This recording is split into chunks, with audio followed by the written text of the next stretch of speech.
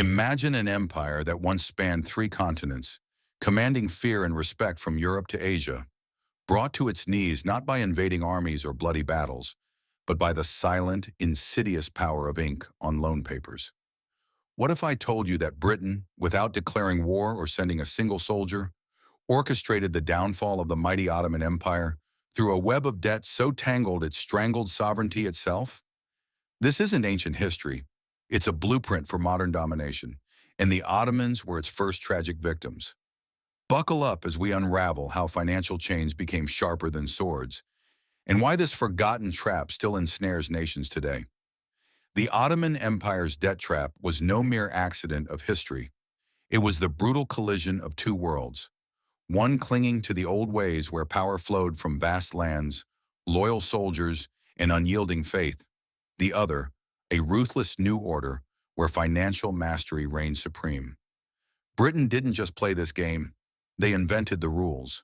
They realized you could rule entire nations without ever ruling their people, dominate sprawling territories without a single occupation force, and dismantle empires from afar, all while profiting handsomely. The Ottomans, blinded by tradition, learned this devastating truth far too late. For centuries, the Ottoman system thrived in a world that moved at a deliberate pace. Trade caravans plodded along ancient routes at the speed of horses and camels, while sailing ships carried goods across seas dictated by winds and seasons. Wars were predictable affairs, fought in campaigns tied to harvests and weather. Wealth was tangible, drawn from fertile lands, tribute from vassals, and taxes on a diverse populace. But the 19th century exploded this equilibrium like a powder keg. Industrial revolutions accelerated everything. Steamships and railroads slashed travel times, telegraphs zipped messages across oceans, and money itself transformed from heavy gold coins into intangible credit lines that could bankrupt kings overnight. Britain, at the vanguard of this shift, didn't merely adapt, they weaponized it. The Ottomans, still gazing backward, stumbled into this financial minefield unprepared. The seeds of disaster were sown in 1854 during the Crimean War, when the Ottomans took their first foreign loan, a modest $3 million from British and French banks, guaranteed by Britain itself. But this was no act of charity, issued at a steep 6% interest with bonds sold. At a discount, it set a precedent for predatory lending. By 1863 and 1865, more loans followed, 8 million and 6 million respectively, arranged through the Banque Impériale Ottomane at usurious rates as high as 71%. European lenders weren't extending a lifeline out of trust. They knew the empire's outdated tax system and lavish palace spending left it desperate. Each loan ballooned the debt, creating leverage that Europeans wielded like a whip. A missed payment wasn't just a default, it was an invitation for intervention. Debt ceased to be mere obligation. It morphed into a strategic tool, eroding independence one installment at a time. Within the empire's borders, this mounting debt ignited a profound moral and social crisis. Taxes soared to crushing levels as sultans like Abdulmajid and Abdulaziz funneled funds into opulent projects, such as the extravagant Dolmabahce Palace, while public infrastructure decayed. Farmers, already burdened by archaic ties, paid more, but saw roads crumble, irrigation fail, and protection from bandits wane.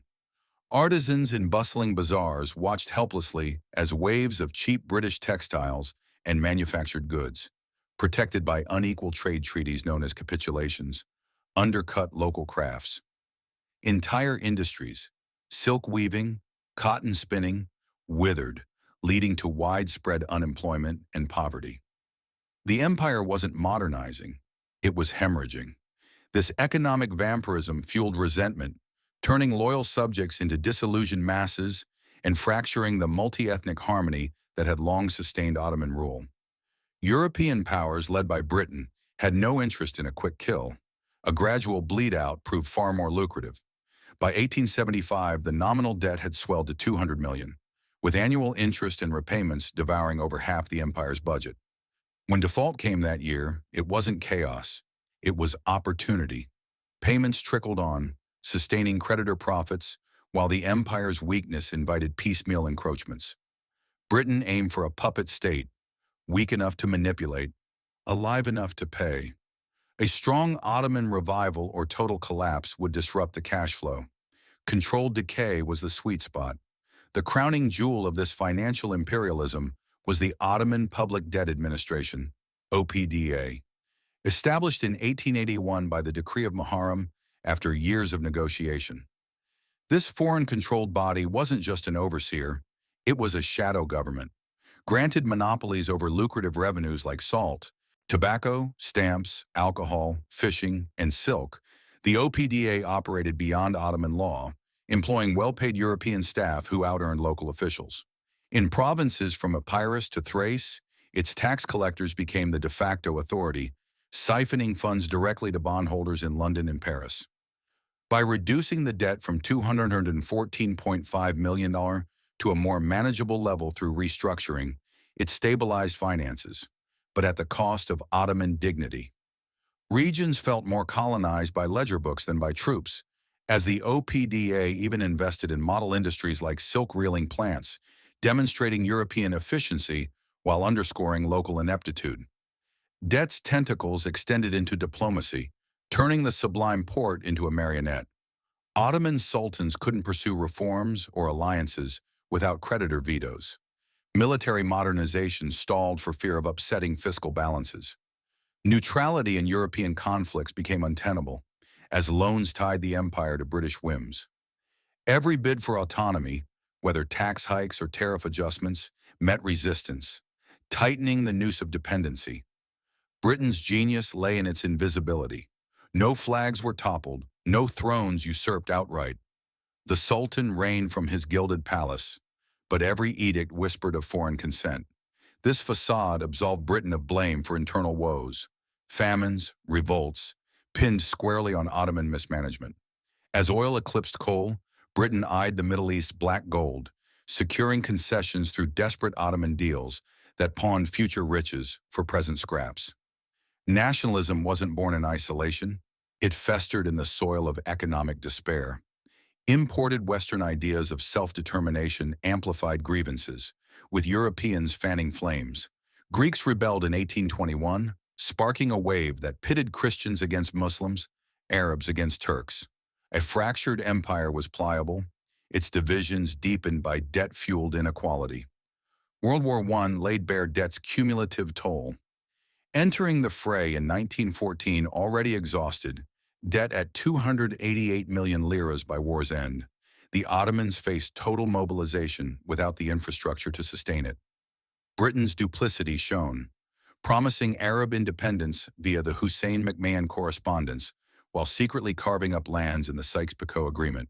Famine ravaged, displacing millions.